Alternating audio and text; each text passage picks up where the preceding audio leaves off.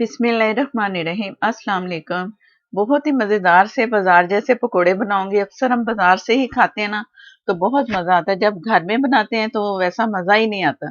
तो क्यों ना फिर हो जाए आज बाजार वाले पकोड़े, बहुत ही मज़ेदार चटनी के साथ। ये स्पेशल चटनी है पकोड़ों की, ये ज़रूर इसके साथ ट्राई करनी है। इसी से ही मज़ा आएगा पकोड़ों का। और खट्टी सी मज़ेदार सी मिर्ची वाली चटनी हमारी। तो बनाते हैं फिर जल्दी जल्दी से अपनी रेसिपी।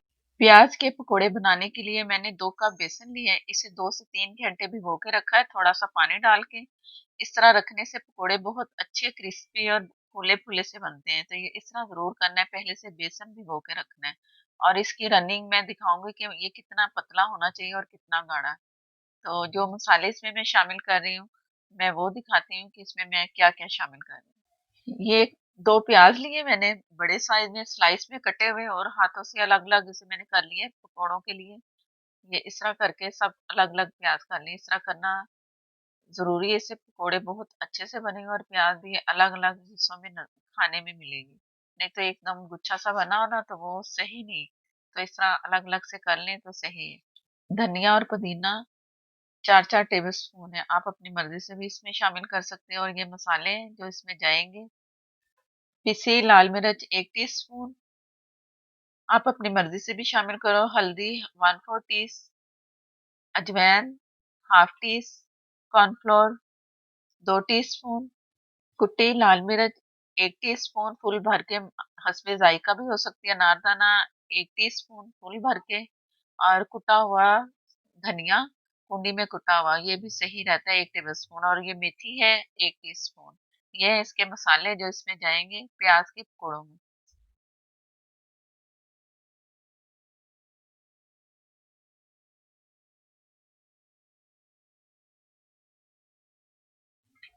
सारे मसाले प्याज में शामिल करके अच्छी तरह से फिर मैं इसे बेसन में सारा घोल लूंगी। और उससे इतना लिक्विड करना है कि ना ज्यादा गाढ़ा हो ना पतला हो। इस तरह करके फिर पकौड़े पकौड़ों की तैयारी करेंगे। प्याज भी आप अपनी मर्जी से इसमें शामिल कर सकते हो, हरा धनिया पुदीना जो भी जिस तरह आप करो। तो ये मैं इसकी दिखा रही हूँ कि थिकनेस कितनी है। ये भी गाढ़ा है, देख जब मैं डाल रही हूँ ना तो थोड़ा गाढ़ा लग रहा है। तो इससे हल्का थोड़ा सा पानी में डाल दूंगी, 2 से 3 टेबल स्पून। तो उससे फिर सही हो जाएगा। कुछ प्याज का पानी इसमें निकलेगा ना, तो ये फिर इसका जो मैं गाढ़ापन है ना वो जैसा चाह रहे हैं तो वैसा होगा। तो वो भी मैं दिखाती हूँ कि कितना पतला होना चाहिए।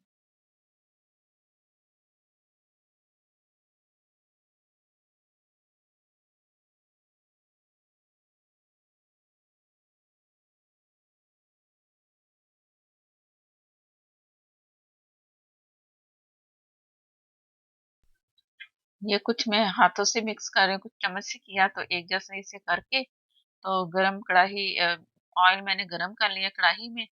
तो नॉर्मल आग पे मैंने गरम किया है, ज्यादा तेज भी आग नहीं रखनी इसकी फ्राई करते हुए।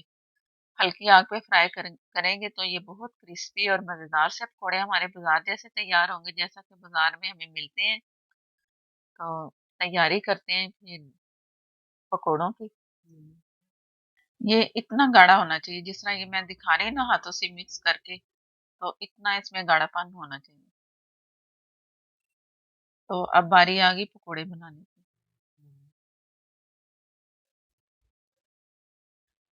और ये चटनी की तैयारी करते हैं साथ में। कुछ बेसन मैंने बना के रख दिए, थोड़ी देर में फ्राई करते हैं। ये मैंने लिया आमचूर 2 table spoon, chaat masala 1 teaspoon. आप अपनी मर्जी से हस्बे जायका इसमें चाट मसाला शामिल करो। इसमें बॉयल पानी में डालूंगी और चटनी तैयार है। पकौड़ों के साथ ये बहुत मजे की लगेगी। मैं 1.5 टीस्पून डाल रही हूँ इसमें चाट मसाला। तो पकौड़ों की चटनी है ये खास है, स्पेशल। और यही बाजार में हमें मिलती है इसी तरह से सिंपल सी चटनी, और बहुत मजेदार सा इसका जायका होगा। इसमें पानी शामिल करेंगे, गाढ़ा पानी इसमें पड़ा पड़ा भी आएगा। तो पानी थोड़ा सा ज्यादा करके रख के, तो जब पकोड़े तैयार हो जाए तो तब तक ये चटनी भी हमारी पड़े पड़े बहुत अच्छी सी फूल जाएगी और मजे की चटनी ये तैयार है।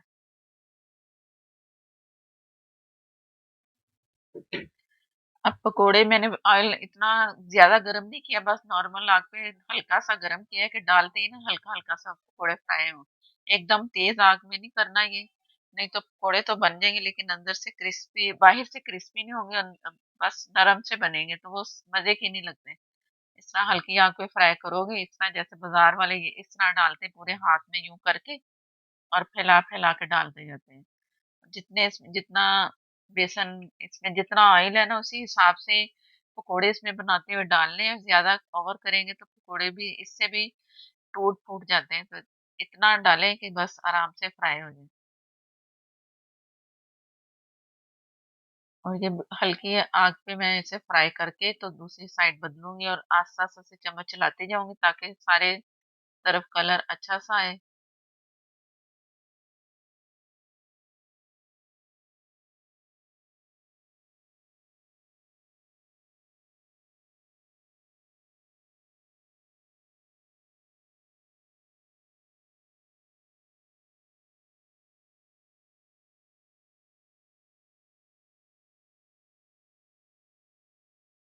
अब पकोड़ों में इतना क्रिस्पीपन आ गया कि मैं इसे चम्मच से ज्यादा हिला जला रही हूँ।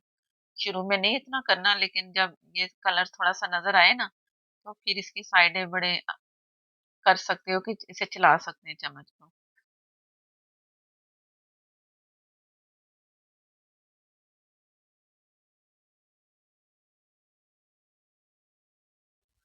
अब की दूसरी साइड, एक साइड से कलर आ चुका है, अब दूसरी साइड से कलर आके देखने में भी कितने क्रिस्पी से लग रहे हैं और खाने में भी इतने ही मजे के ही लगेंगे।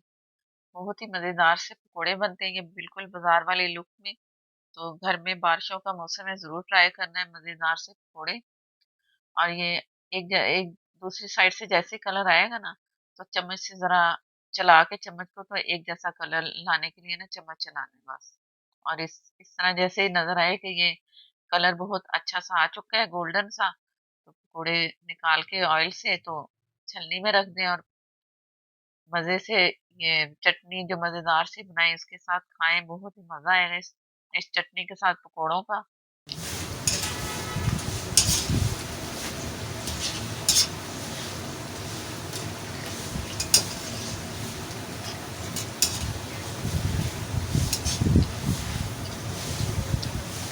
अब बारी आ गई पकौड़ों को निकालने की ऑयल से। तो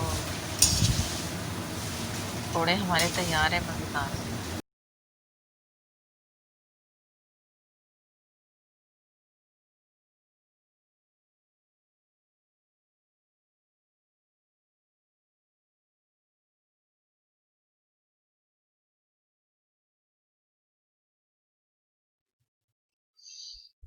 अब दूसरे बैच के लिए मैं दिखा रही हूँ कि मैं कैसे बना रही हूँ पकौड़े।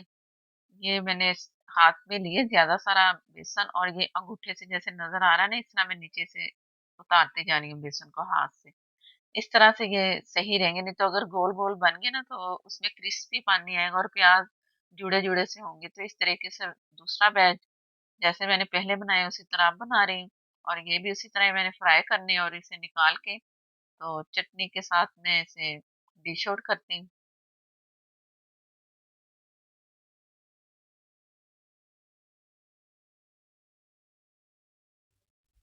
पकोड़े हमारे तैयार हैं तल के, बहुत ही मजेदार से। अगर वीडियो अच्छी लगे तो लाइक करना मत भूलिएगा, और नए देखने वाले जिन्होंने चैनल अभी तक सब्सक्राइब नहीं किया वो चैनल को सब्सक्राइब करें, साथ में जो बेल है उसे जरूर प्रेस करना है, उसी से ही नोटिफिकेशन मिलेगा। इंस्टाग्राम पे भी पेज है, उधर भी आप फॉलो करें, और फेसबुक पर भी पेज है, उधर भी लाइक और शेयर प्लीज जरूर किया करें।